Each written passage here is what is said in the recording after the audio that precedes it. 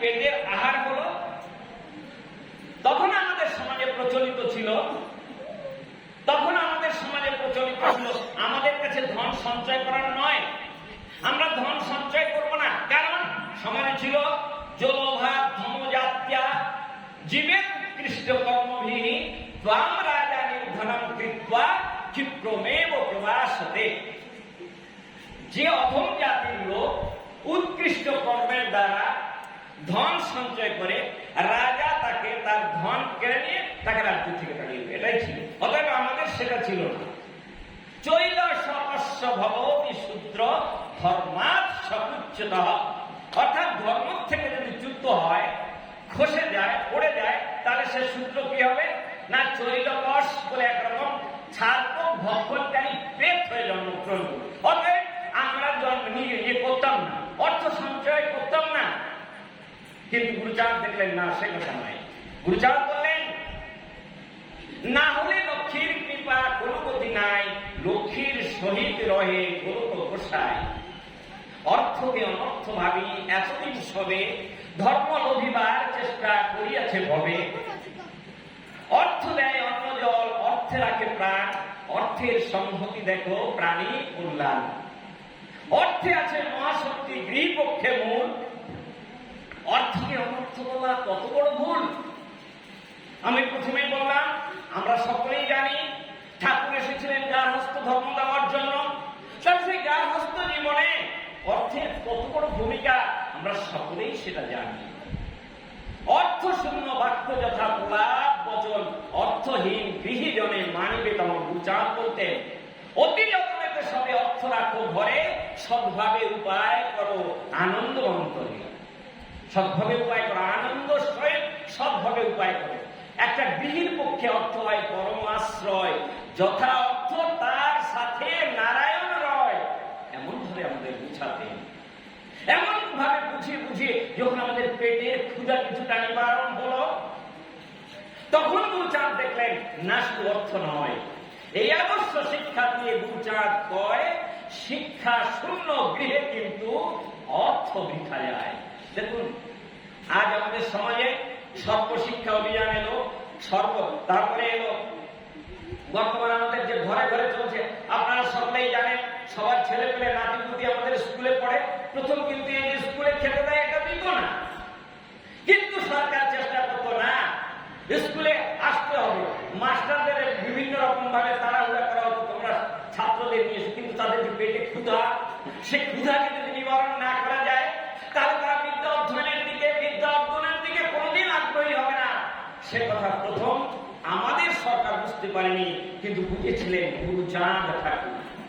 তাই তিনি কি করলেন, এই নিরন্ন বুভুক্ষ মানুষগুলোর মুখে আগে আহারের জোগাড় করে তাদের কি করে অর্থ উপার্জন করতে হবে তাই শিখালেন। তারপরে বললেন এই আদর্শ শিক্ষা দিয়ে গুরুচাঁদ কয় অর্থ বিদ্যা শূন্য গৃহে কিন্তু অর্থ নাই। তাহলে এখন বিদ্যা দিতে হবে, কি করে বিদ্যা দেওয়া হবে? দেশবাসী সবে ডাকি প্রভু বলে বাণী, আমার বচন শুনো জ্ঞানী গুণী ধনী। শিক্ষা যদি নাই পায় মোদের সন্তান, শিক্ষা বিনা এই জাতির না হবে কল্যাণ। মোর পিতা হরিচাঁদ গেছে বলে মরে, স্বজাতিকে বিদ্যা শিক্ষা দিতে ঘরে ঘরে। বিদ্যা ছাড়া সব বৃথা, দেখো মনে ভেবে, বিদ্যা পেলে ধন মান সব কিছু পাবে। শুনো স্বজাতির গণ, শুনো মত তোমার কথা, বিদ্যা বিনা ধন মান সব কিছু বৃথা। গুরুচাঁদ বলছে বিদ্যা বিনা ধন মান সব কিছু বৃথা। আবার বললে গুরুচাঁদ আরো বলে, যে জাতির ঘরে বিদ্যা নাহি ভরে, দুর্ভাগা মানিবে তারে। বিদ্যার কারণে মুনি ঋষি গণে তপস্যা করিল বর্ত। বিদ্যা আছে বলে এই বিশ্বকালে পৃথিবী সুন্দর এত। আরো বললেন কত রকম ভাবে বলছেন, শুধু দেখুন। নমসূত্র জাতি যদি বাঁচিবারে চাও, যার প্রাণ সেও ভালো বিদ্যা শিখে নাও। বিদ্যাবান যেই জন তার নাম দাও, বিদ্যার ভিত্তিতে সব সমাজ গড়াও। যেই জন বিদ্যাবান কর্ম পণ্ডিত, সমাজের প্রতি তারে মানিবে নিশ্চিত। বিদ্যা ছাড়া কথা নাই, বিদ্যা প্রসার, বিদ্যা ধর্ম, বিদ্যা কর্ম, অন্য সংখ্যা বাঁচো বা না বাঁচো প্রাণে, বিদ্যা শিক্ষা বিদ্যাহীন হলো বড়, তার মূল্য নাই, বারে বারে বলি তাই, বা সামাজিক গণ শেখো বিদ্যা, রাখো বিদ্যা, করি প্রাণ পণ। সবাকারে বলি আমি, যদি মান মরে অবিদ্যার পুত্র যেন নাহি থাকে ঘরে, খাও বা না খাও তাতে কোনো দুঃখ নাই, ছেলে মেয়ে শিক্ষা দাও এই আমি চাই। বিশাল চিন্তা করতে পারে, এত এত শাস্ত্র রয়েছে, এত এত গ্রন্থ রয়েছে, এত এত পুরাণ রয়েছে আপনার জন্য, আমার জন্য, এই অস্পৃশ্য শ্রেণীর জন্য। কেউ কি এমন কথা লিখেছে? কি করে আপনি মাথা উঁচু করে দাঁড়াবেন? কি করে আপনি সমাজের মধ্যে একজন মধ্যমণি হতে পারবেন? সে কথা কি কেউ কোথাও লিখেছে? হ্যাঁ লিখেছে। কে লিখেছে? আপনি কি করে স্বর্গে যাবেন সে কথা আপনাকে বলে দিয়েছে। আপনি কি করে পিতৃলোক পাবেন, আপনি কি করে ব্রহ্মলোক পাবেন, আপনি কি করে গোলোক পাবেন সে কথা আপনাকে বলেছে। কিন্তু আপনি কি করে ভূলোক পাবেন সে কথা আপনাকে আমাকে কেউ এর পূর্বে বলেন। বিচার করে দেখুন, এখানে শিক্ষিত সমাজ বসে আছে, যারা ঠাকুরের একনিষ্ঠ অনুগামী, ঠাকুরের সম্বন্ধে যারা বিশেষভাবে জানতে ইচ্ছুক, তারাই এখানে এসেছেন। শিক্ষিত বর্গ এখানে এসেছেন, অধ্যয়ন করে দেখুন। এই সমাজকে জাগাবার জন্য, এই সমাজের মাথা উঁচু করে দেওয়ার জন্য কেউ অন্যভাবে চেষ্টা করেনি। গুরুচাঁদ করেছেন, হরিচাঁদ করেছেন। আর বলছেন, গুরুচাঁদ বলছেন, যদি বিদ্যা পাও কাহারে ডরাও, কার দ্বারে চাও ভিক্ষা, রাজ শক্তি পাবে বেদনা ঘুচিবে, প্রবি হবে তার পরীক্ষা। ঠিক নয়? বিচার করে দেখুন, আমরা লেখাপড়া শিখেছি, কেউ বিভিন্ন রকম আমরা চাকরি করছি। আমি একজন অফিসার ছিলাম, এভিও ছিলাম। আমাদের 1137 জন টিচার ছিল। তার ভিতরে উচ্চ বর্ণের লোক আছে, আমাদের তারা নমস্কার করত। মাসে মাসে আমরা অনেকগুলো টাকা বেতন পেতাম, পাই, এখনো পাই। তাই গুরুচাঁদ বললেন, যদি বিদ্যা পাও কাহারে ডরাও, কার দ্বারে চাও ভিক্ষা, রাজ শক্তি পাবে বেদনা ঘুচিবে, ক্রমে হবে তার পরীক্ষা। কিন্তু এর পূর্বে কি বলেছে? না, ভোগ নয় কামিনী কাঞ্চন হয়ে ভক্তি পথে কাটা, এদের তেজিলে ফোটে ভক্তি প্রেম ছোটা। গুরুচাঁদ বলছেন না, সে কথা নয়। আমি বলি, ভোগ হলে জাগে ত্যাগ, কিছু নাই পিছে ত্যাগ। আমি বলি ভোগ করো তাই। তুমি যদি ভোগ করেছো তাহলে তোমার মধ্যে ত্যাগের মূল্য আছে। যদি তুমি ভোগই করনি তাহলে তুমি ত্যাগের মূল্য কি বুঝবে? কারণ এই জাতি, এই সম্প্রদায়, এরা ছিল সর্বহারা। এদের পেটে ছিল না ভাত, এদের মাথায় ছিল না তেল, এদের মাথার উপরে ছিল না চাল। তারা ত্যাগের মূল্য কোথা থেকে বুঝবে? তাদের তো কিছুই নেই, কিছুই ছিল না। তাই গুরুচাঁদ বললেন, আগে ভোগ করতে শেখো, তারপরে তুমি ত্যাগ করবে।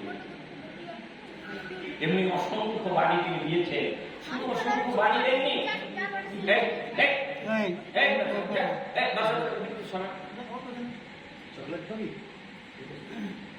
শুধু বাণী নয়, তিনি যে শুধু স্কুলে পড়ার কথা বলেছেন তা নয়, শত স্কুল করেছেন। আপনারা নিশ্চয়ই জানেন, শত শত স্কুল তিনি গড়েছেন। 3,500 স্কুল তিনি গড়েছেন। আজ গুরুচাঁদের প্রতিজ্ঞা ছিল, বাঁচি কিংবা মরি প্রাণে তাতে ক্ষতি নাই, গ্রামে গ্রামে পাঠশালা গড়ে যেতে চাই। যতই অসাধ্য হোক নাহি করি ভয়, শুধু যদি তাতে মোর জাতি ভালো হয়। যতই অসাধ্য হোক করিলাম পণ, নিশ্চয়ই করিব আমি অসাধ্য সাধন। গুরুচাঁদ বলছে, নিশ্চয়ই করিব আমি অসাধ্য সাধন। আজকে যে আমরা হাজার হাজার সংখ্যায় শিক্ষিত হয়েছি, হাজার হাজার সংখ্যায় বড় বড় পদে অভিষিক্ত হচ্ছি, এটা কার অবদান? কি রয়েছে বলে?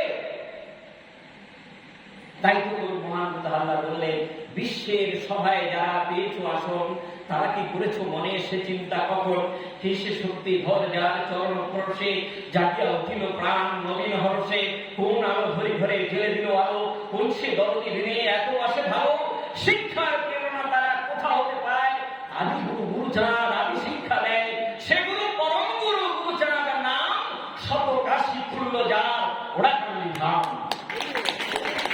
কেন আজ নাহি করে তাহার সন্ধান শুধু শুধু হলো নাকি সবে মান্যবান। আমরা শুধু শুধুই মান্যবান হয়েছি। হাজার হাজার স্কুল তিনি গড়েছিলেন এবং সেই স্কুলে পাকা ধানের ফসল তিনি দেখে গেছেন। তার জীবদ্দশায় তিনি দেখেছেন যে তার ছেলেরা স্কুলের ব্যাগ কাঁধে স্কুলে যাচ্ছে, তার ছেলেরা রাজপদে অভিষিক্ত হয়েছে, তার ছেলেরা রাজা হয়েছে। আমি বলি রাজা হও, আইন সভায় যাও, দূর করো এই জাতির ব্যথা। বুঝান বলতে তুমি রাজা হও, এই জাতির ব্যথাকে যদি দূর করতে হয় তাহলে তোমার রাজ শক্তি পেতে হবে, তোমাকে রাজা হতে হবে। এমন উদ্বোধন আর কেউ নেই। বারবারই একই কথা বলি, আবার বলছি, আপনাকে স্বর্গ দিতে সবাই চেয়েছে, স্বর্গের রাস্তা আপনাকে দেখিয়েছে, কিন্তু এই মর্তধাম যেখানে থাকলে তাহলে কবির সেই কথা উলঙ্গ হয়ে যায়, কোথায় স্বর্গ কোথায় নরক, কেবল তা বহুদূর, মানুষের মধ্যে স্বর্গ নরক, মানুষের মধ্যে স্বর্গ। আমি গার্হস্থ জীবন যাপন করছি, আমার যদি অর্থ না থাকে, আমার বৃদ্ধ পিতা মাতা যখন এক ফোঁটা ওষুধের জন্য ছটফট করবে, আমার পুত্র পরিজন যখন একটা ভালো ড্রেসের জন্য পোশাকের জন্য আমার কাছে আবদার করবে, আমি দিতে পারছি না আমার মা বাবাকে মুখে এক ফোঁটা ওষুধ, আমি দিতে পারছি না আমার পুত্র পরিজনদের একখানা ভালো বসন, তাহলে আমি উপযুক্ত গৃহী হতে পারলাম? আমার সার্থক হলো কি আমার সন্তান জীবন? সার্থক হলো কি আমার পিতৃত্ব? আমার পুত্রকে আমি সব কিছু থেকে বঞ্চিত করেছি, আমার পিতা মাতাকে আমি সব কিছু থেকে বঞ্চিত করেছি। তাই গুরুচাঁদ শিখালেন, হরিচাঁদ শিখালেন গার্হস্থ ধর্ম, সবাইকে নিয়ে গৃহীর জীবন যাপন তিনি শিখালেন। আমরা তাকে মনে করতে চাই না। কবি গান্ধী তাই বড় দুঃখ ভরে বলেছিলেন, দুনিয়া ऐसा बाबरी पाथर पूजे जाए, घर का चाकी कोई ना पूजे, जाता पिसा खाए। বাবরি অর্থাৎ দুনিয়া এমন পাগল যে পাথরেরই পুজো করে চলেছে, কিন্তু ঘরের চাকি, যার আগে চাকিতে করে ওই গম গুঁড়ো করে আটা তৈরি করে তাই খেত লোকে। তাই বলছে দুনিয়া ऐसा बाबरी पाथर पूजे जाए, घर का चाकी कोई ना पूजे, জাকা পিসা খায়। যার জন্য আজ আমরা এখানে এসে দাঁড়ালাম তাকে আমরা চিনি না, তাকে আমরা চিনতে চাই না, তাকে আমরা জানতে চাই না, প্রয়োজন আছে না। অনেক কথা বললাম এবং সকলেই আপনারা মন দিয়ে শুনেছেন, সেজন্য আপনাদের আবার কৃতজ্ঞতা জানিয়ে প্রণাম জানিয়ে আমার আলোচনা আমি এখানে যাচ্ছি। জয় হরিচাঁদ, জয় গুরুচাঁদ, জয় সকল ভক্তবৃন্দের।